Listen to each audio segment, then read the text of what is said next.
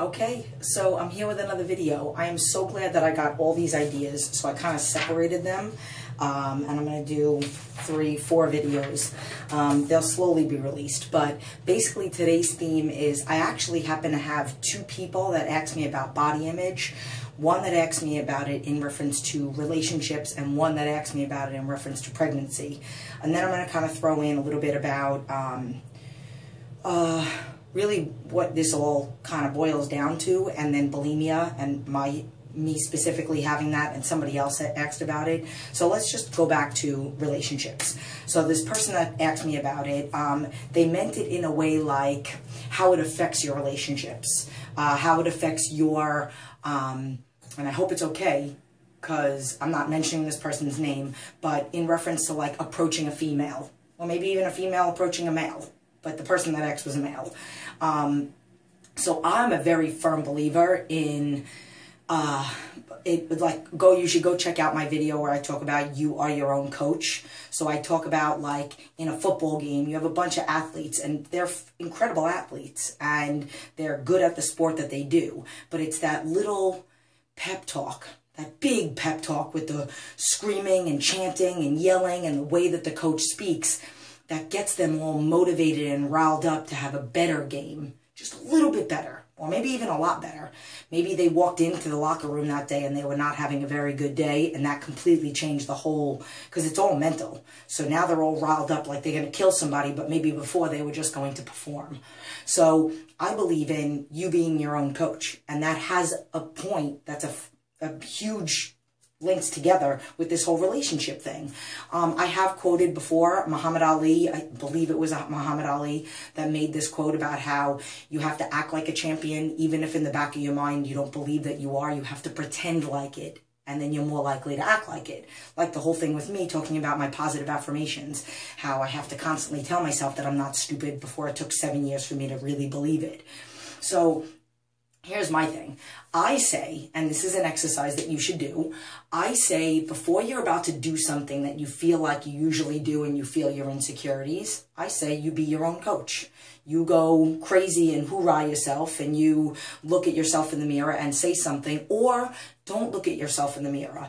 This is something that I have done before, and I actually kind of did it the other day.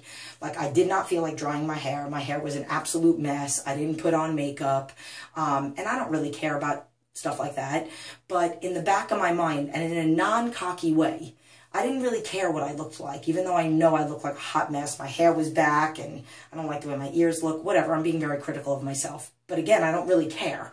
But I say, every day I try to envision the way I feel. I try to envision myself looking my best. So I've done some photo shoots and stuff, and I've gotten my makeup professionally done. I've done some competitions.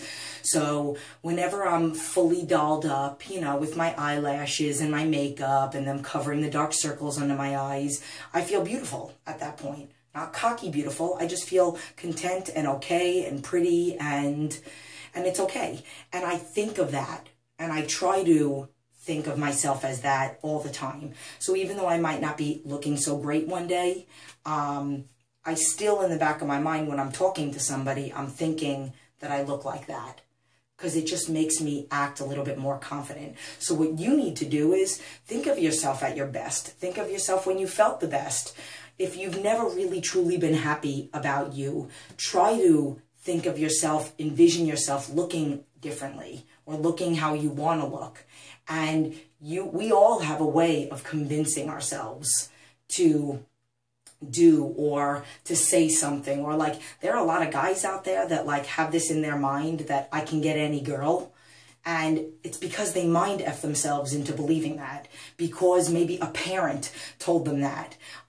Maybe their father was like, you do this, you can get any girl, you can get anything, and then it in a non-humble way, it kind of turned them into that, and that's why they act the way that they do. Some of them act cocky, some of them just act confident. So if you're wanting to approach a girl and you're feeling self-conscious about the way that you look, you have to mind F yourself into believing that you are okay. Like, you look the way that you want to look, or maybe today is a really good day, and then you'll come across as that. You think you're a champion and you will be a champion. It's like the law of attraction. Like anytime any of my friends ever compete, I always post on their Facebook wall, like in jiu-jitsu tournaments, I always post on their wall, and I say, I don't believe in good luck, so all I'm going to say is think gold, think gold, think gold, and then you will win, attract that gold medal, attract first place, do what you do every day. So like literally that's a huge factor when it comes to your own image of yourself. And the same thing goes for being pregnant. And I've had a kid, and it's so hard, especially coming from a bulimia background, and being petrified to gain weight. So now I'm going to kind of tie those two, the pregnancy and the bulimia, together, and then finding the root of the problem. So those are my last three things. So like with bulimia is a control issue. I've always been very controlling of everything, or I have to always be in control of everything. So I didn't have control of my life. I didn't have any idea what I was going to do with my life. I tried to please everybody. That's where it all began. And it all began with trying to please my dad, but meanwhile, I could never really please him. So, you know, he would tell me I could do this, and then I couldn't do this. Or I would do really good in sports, and then immediately he would pull me out, and I'm not allowed to play sports. He would say, here's an audition to go do it. And I think I've said this before. Here's an audition because I used to love to dance. Go try out. And then the next day I'd be planning to go try out. And he'd be like, where the hell are you going? You can't try out for that. You haven't been dancing long enough. You're not going to do well. You're not going to get the job. And I'm like, oh my God, talk about mind F me. So, that's where the whole bulimia came from. That's where the root of it came from. Like, I needed to please everybody. I wanted to be a personal trainer, but my father said that he'd be embarrassed to admit that his daughter was a personal trainer.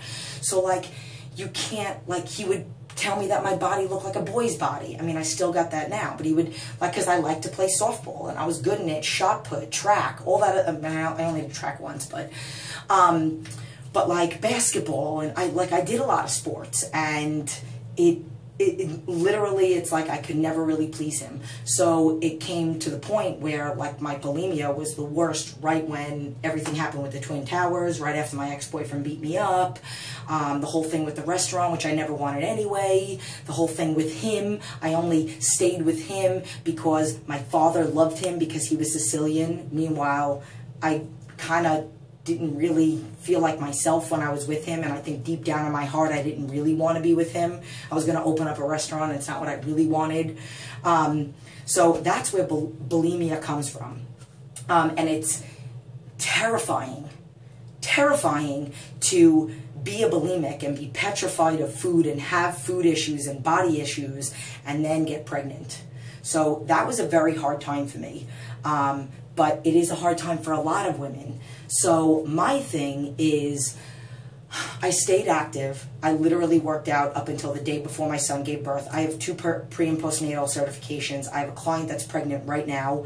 I have another client that just gave birth on New Year's Eve, and she came back to the studio and worked out with me on Wednesday night. 15 days later, she's back with me. I've trained 9 women through, now will be 10 women through pregnancy, including myself, 1 woman through 2 kids. But basically, it's about making sure to get in and get your workouts. It's about making sure to take care of yourself. It's about, even if you do feel nauseous, you got to go for like a walk or do something. And the same thing applies to pregnant women. That applies to anybody that has any kind of body image issue or any kind of emotional connection to food. You have to do your affirmations. And one of them has to be that I'm not gaining weight and I'm not FAT. I don't like to use that word. My son's not allowed to use it. I'm making a child. So it's no big deal. And then I know in the back of my mind, no matter what, I'm doing all the right things up until the day that I give birth, that I am going to get back in shape. And that is the reason why, and people ask me, somebody even asked me what a double day is, but both me and my husband were on maternity leave. We were both fitness managers at Bally's. I induced labor on my son's due date, which was the 13th, but I stopped working on June 1st. I went back to work June to July, July to August, August. I went back to work September 1st, so it was exactly 3 months. And when I went back to work, I was 137 pounds. I got pregnant at 147, gave birth at 182, so that's 35 pounds. They say 25 to 35 pounds is the max, is the best healthy weight to put on when you have a baby. And then I was down to 137 before I went back to work. I would either do double days of cardio, or 4 to 5 days a week I did training. So I would do cardio in the morning, then he would go, then I would go, then he would go. And we would flip-flop with the baby. And I would go back at night, maybe do training, or I would go and I would flip it. But I did a double day every day for 2.5 months, or like 2 months in a week. Because I went to the gym to do cardio after a week, and then I started lifting weights after 2 weeks. And that's what I say that technically is okay.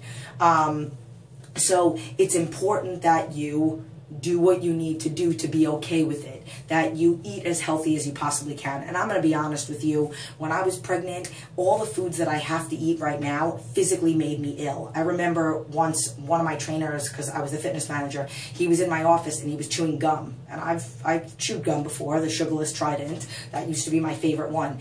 I couldn't smell the gum. I wanted to punch him in the face. So I had to kick him out of my office because I was going to puke from the smell of gum. I couldn't eat egg whites. My God, I was eating I still eat that many egg whites, 8 egg whites a day. I couldn't smell chicken or turkey. So like, you have to do the best that you possibly can to find what works for you, as healthy as possible, eating small meals throughout the day. I don't believe in a lot of the myths out there where they say you can't get your heart rate above 140. Oh my God.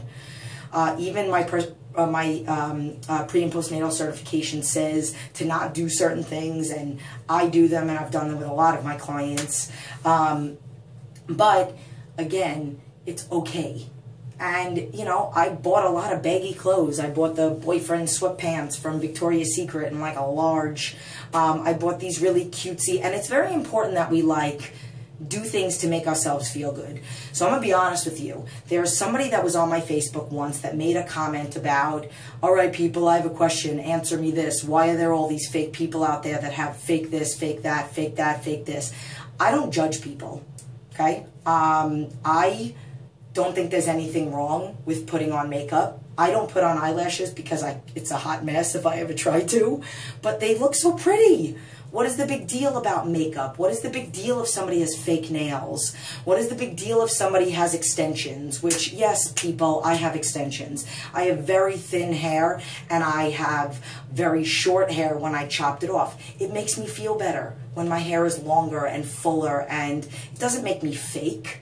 The reason why I'm mentioning this is because it's about pregnancy, body image. Do things that make you feel good. Buy pretty clothes. Just because you're pregnant doesn't mean that you can't do yourself up. If it makes you feel more confident and it makes you a better mommy, a better wife, a better employee, who cares? Like, everybody likes to wear, women, there are lots of women that wear makeup. There are lots of women that wear nice clothes. If you're going to tell me you don't wear makeup, don't have fake nails, you still wear nice clothes, right? So, like, you're doing something to make yourself feel better. You don't walk around in sweatpants all day. So, and then the last part of it is finding the root of the problem. So somebody else asked me if every single everybody that's an emotional leader, if it is like a rooted problem. And it is. If you have an emotion after it, it is. And you have to find where it comes from. So in certain cultures, there are very big women, and if they take off their clothes and they have an awful lot of body fat and they are considered overweight or, unhealthy or at high risk, but they don't feel a thing because in the culture, it's normal. The bigger you are, the sexier you are. But that's because of the culture. But in America, no way. If you're like the slightest bit overweight, you get made fun of, you're a little thicker here, you're a little thicker there, the image issues that they put out there with some of the models and stuff like that. Like, I think I talked about this in my Oprah video, I don't think you're less beautiful. I'm just talking about health-wise and physically being at a healthy weight that makes you feel good and be 100% of what you are capable of, mind and body and spirit and everything. But every single person that's in America that has a guilty feeling after a certain food is emotionally connected to food. If you're not in another culture and you don't feel a thing after you eat or get undressed, then you don't have that emotional connection to food because you're not here.